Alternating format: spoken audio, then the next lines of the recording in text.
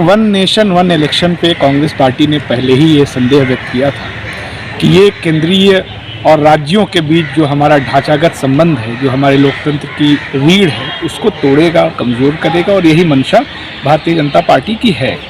हम लोगों ने ये भी कहा था कि एक तरह से ये दो दलीय व्यवस्था की तरफ बढ़ने की एक कोशिश है, जो बहुदलीय संसदीय व्यवस्था के लिए घातक होगा। भारत में अलग अलग जातियां हैं, अलग अलग समुदाय हैं, अलग अलग क्षेत्रीय एस्पिरेशंस हैं, जिसको लेकर के पार्टियां बनती हैं। कल जो कोविंद जी ने बात कही है, उस मंशा को उन्होंने सामने रख दिया है, जिस पे कांग्रेस को संदेह था। कल उन्होंने रायबरेली में कहा कि वन नेशन वन इलेक्शन से उस पार्टी को फ़ायदा होगा जो सत्ता में है, वो चाहे कांग्रेस हो चाहे भाजपा हो। एक तरह से उन्होंने ये दो दलीय व्यवस्था की पैरोकारी की और जो संदेह व्यक्त हम लोग करते रहे हैं वो उन्होंने कल उजागर कर दिया अपने बयान से। तो ये एक खतरनाक मंशा है। और सबसे शर्म की बात यह है कि एक दलित समुदाय से आने वाले व्यक्ति को, जो पहले राष्ट्रपति भी रह चुके हैं, उनके ज़रिए लोकतंत्र कमज़ोर करने की कोशिश भारतीय जनता पार्टी कर रही है।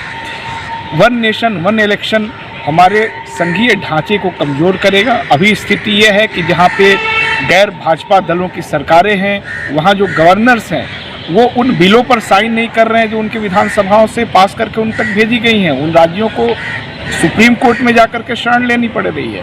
तो एक तरह से राज्यों को नियंत्रित करने की मंशा के तहत ये इलेक्शन का व्यवस्था लाना चाह रही है भाजपा। और खुद कोविंद जी, जिनको कि इस कमेटी का अध्यक्ष बनाया गया है चुनाव रिफॉर्म के लिए, वो खुद उनका कहना इस चीज़ को सामने ला देता है।